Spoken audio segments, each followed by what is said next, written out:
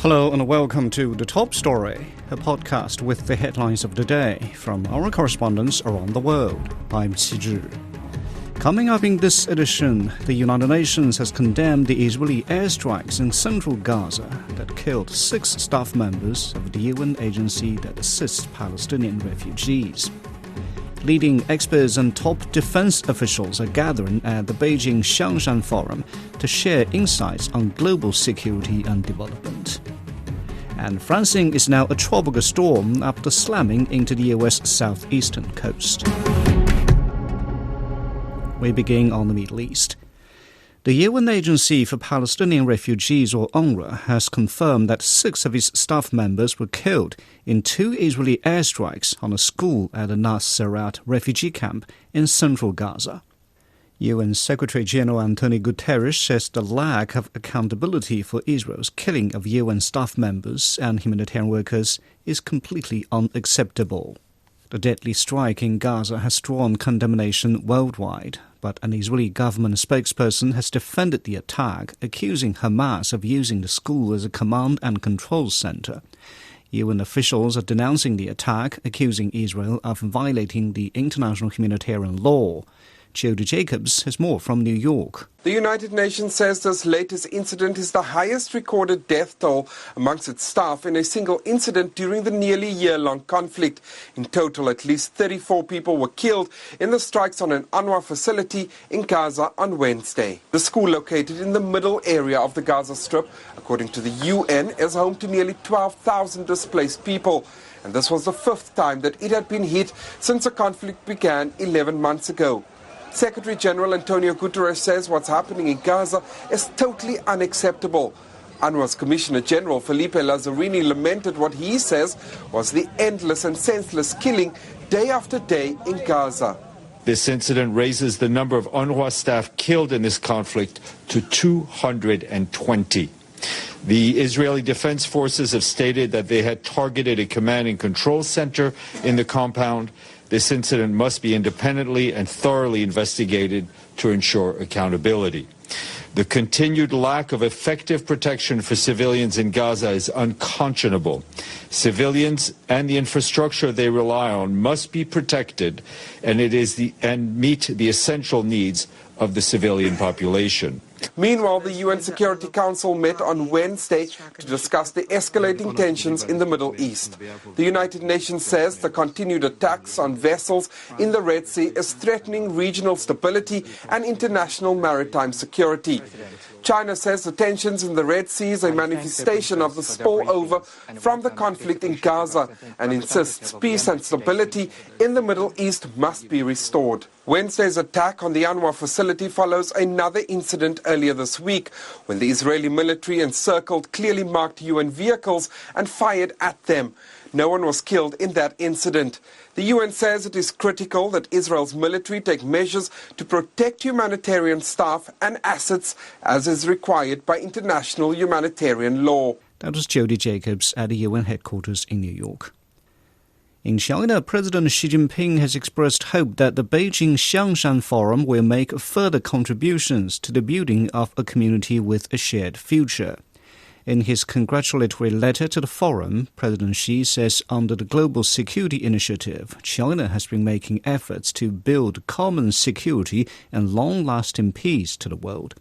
He urged the Xiangshan Forum to build consensus and deepen trust. The forum gathers leading experts and top defense officials sharing their insights on global security and development.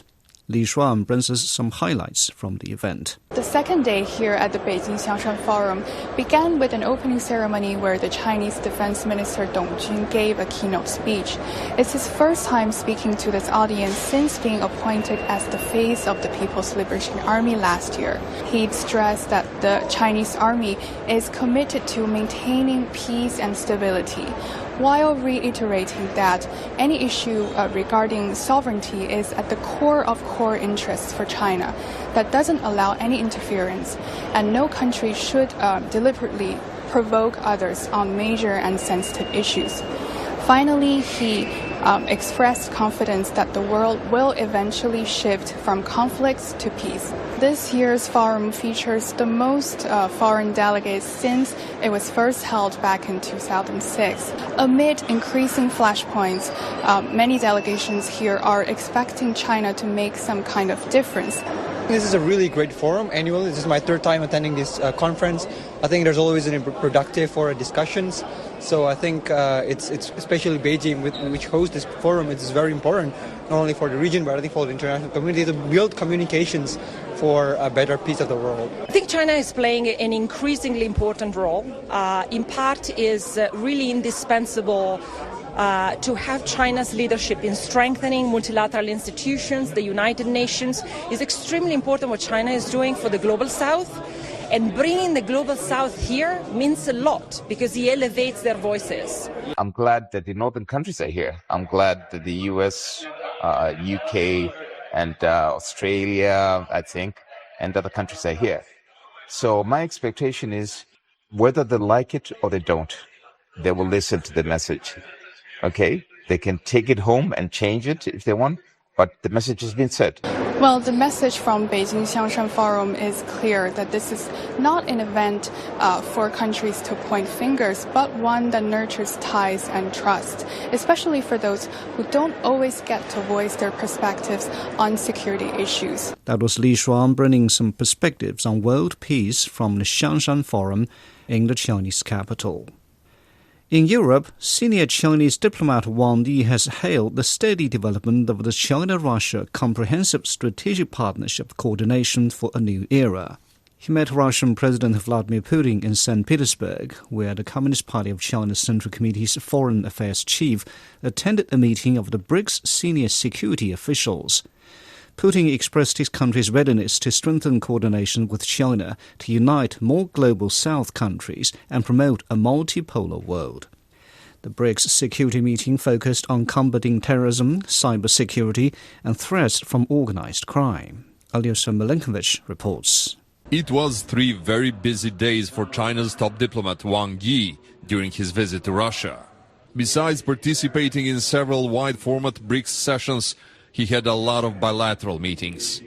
One of the most important discussions he had was with the top foreign policy advisor to the president of Brazil. For Brazil, China is the biggest market.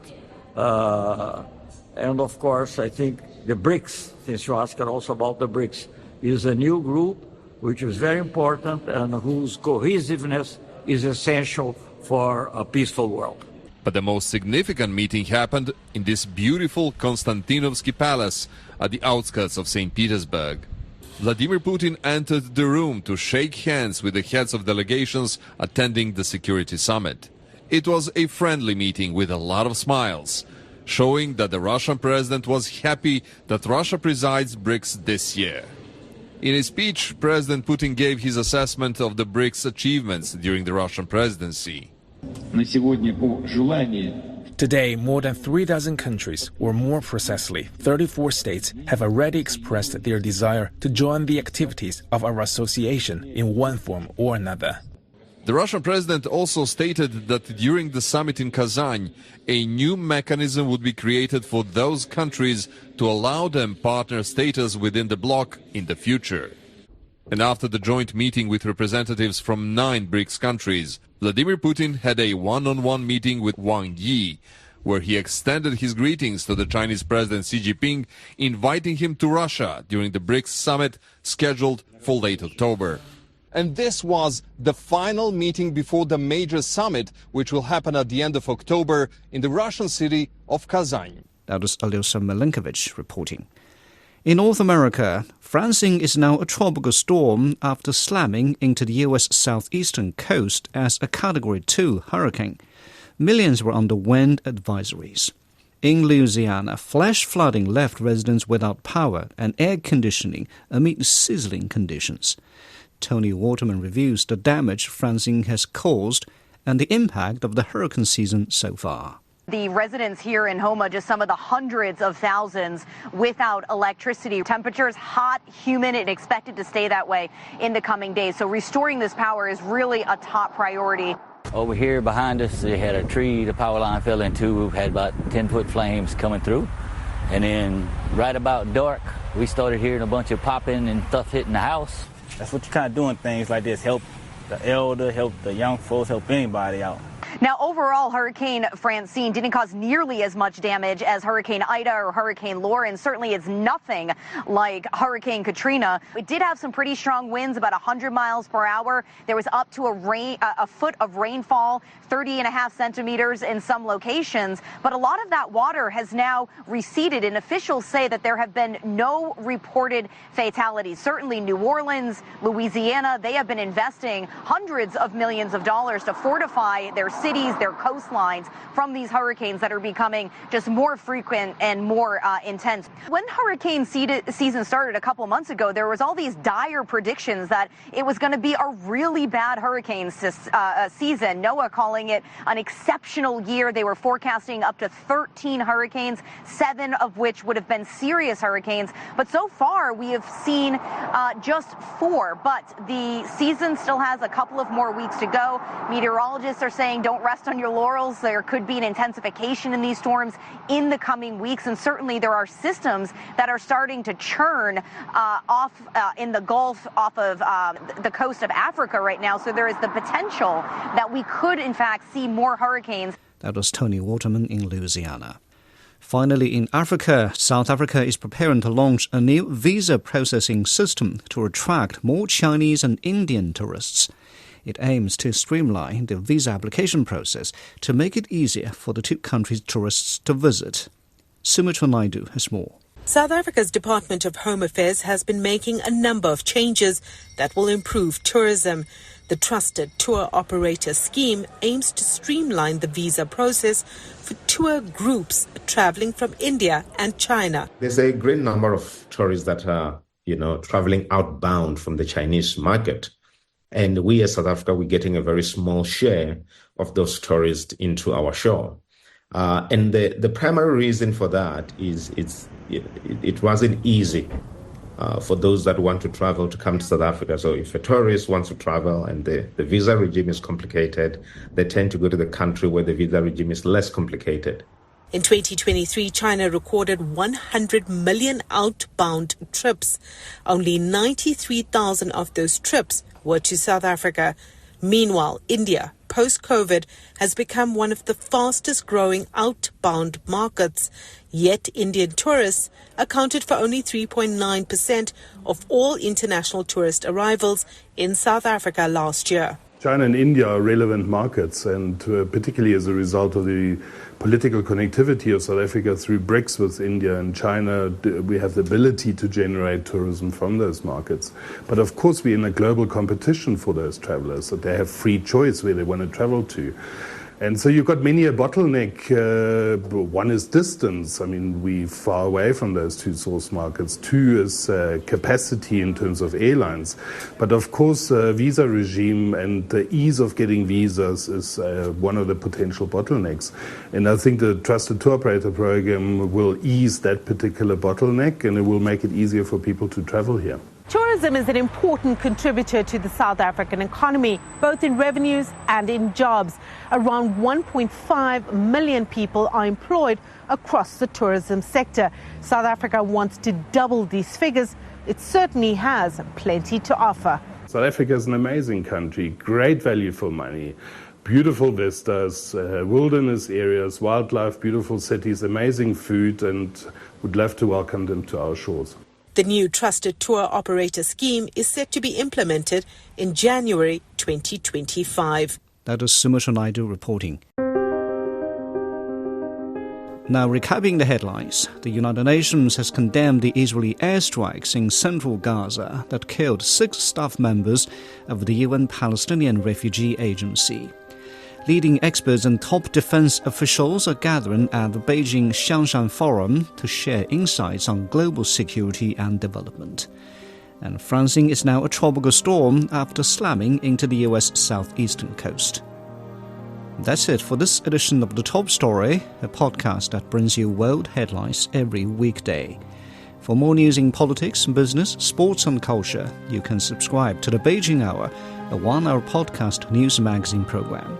We welcome and appreciate all ratings and reviews. I'm Qi Zhi. Thanks for listening.